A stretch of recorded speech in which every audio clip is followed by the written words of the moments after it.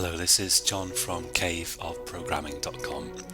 This is tutorial number 7 in the series of beginners Java tutorials, and in this tutorial we're going to look at getting user input. So I've got my main program here.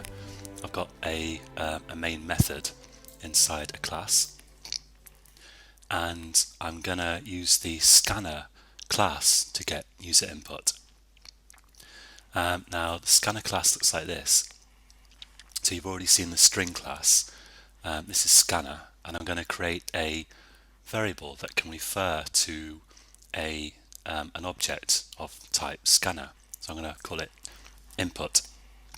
So input is an arbitrary variable name. I could call that anything I like. I could call it nut if I wanted to.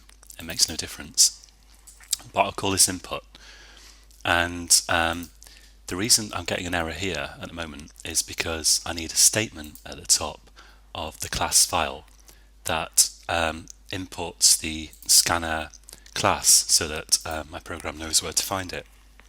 And I can either type that myself or I can get Eclipse to do it for me. I could click on this icon here and go to import scanner, or my favorite shortcut, I could press Control Shift and O, and Eclipse will add all necessary imports for me.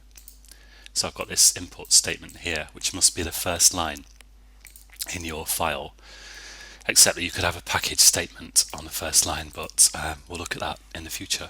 Okay, so I've got a variable here, but I haven't actually got a scanner object. This doesn't actually refer to anything. So I'm going to type here new scanner system.in.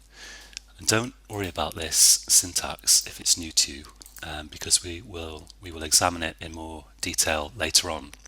But basically what I'm doing here is I'm creating a new scanner object and I'm passing it the standard predefined system.in input stream object. But for the moment I'd suggest just practice typing this. And to get some user input, I'm going to get a line to start with, a line of text, and I'm going to store that in a string. So I'll create a variable of type string and I'll call it line, and again it could be anything, and I'll say that equals input dot next line. And here I'm going to add a prompt. A prompt is just some text that asks the user to do something. So I'm going to say system.out.println, enter a line of text. And by line I mean that the user can enter zero or more characters, but he or she must then hit the return key, and that's kind of the definition of a line. And once I've got the line, I'm going to say sysout, control space, you entered line. So I'm going to tell them what they entered. So at this here, I'm just creating the scanner object, then I'm saying enter a line of text, and then at this point here I'm actually going to wait for them to enter a line. And just to make this clearer, what I'm going to do is I'm going to put some comments in here. Now you can put a one-line comment in Java by typing // and then just type some text. So I'll say create scanner object, and here I'll say output the prompt, and here I'll say wait for the user to enter a line of text, and then here I'll say tell them what they entered. So I'll run this program and it says enter a line of text, and I can enter anything here. My name is John. You entered, my name is John.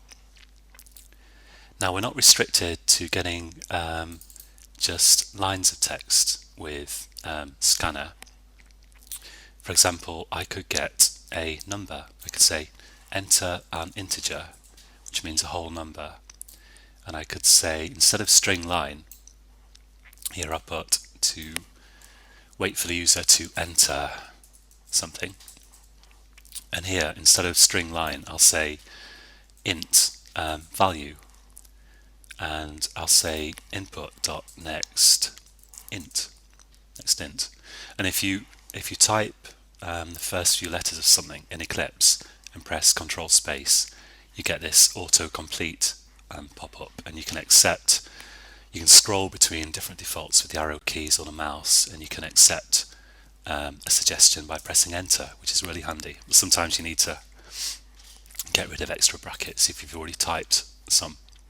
Okay, and here I'll say you entered value, and if I run that, enter an integer 88, you entered 88. This program unfortunately isn't very robust, because if I run it and I enter letters instead of an integer, it will crash. But at least it has crashed in a controlled way by throwing something called an exception, which we'll look at in future. And I can also get a floating point value. I could say enter a floating point value. In other words, a fractional value with a decimal point, and I can say double value equals input dot next double, and I can say you entered value again. There's a little complication here, because if you're in the UK or the USA, for floating point values you'll be used to typing things like 77.4. But if you are in somewhere in Europe outside the UK, you will be used to using a comma instead. So you'll say 77,4. And I'm using actually a Dutch version of Windows here. So if I run this program, I have to enter, for example, 5,6. But if you're in the UK or the US, this is going to be 5.6. And then when I hit return, it's actually telling me what I entered in UK US format. Okay, that's all for this tutorial, just about. If you want more information on the Scanner class, then just type Scanner Java into Google and you can look at the API document. And if you want to make your program more robust, Scanner has a method that will enable you to see if there is a next double or a next int. And you can use an if statement to get a line if there isn't one waiting. But I will leave that as an exercise for you, and in the next tutorial we are going to look at do while loops, which is just a variation on the while loop. And until then, happy coding.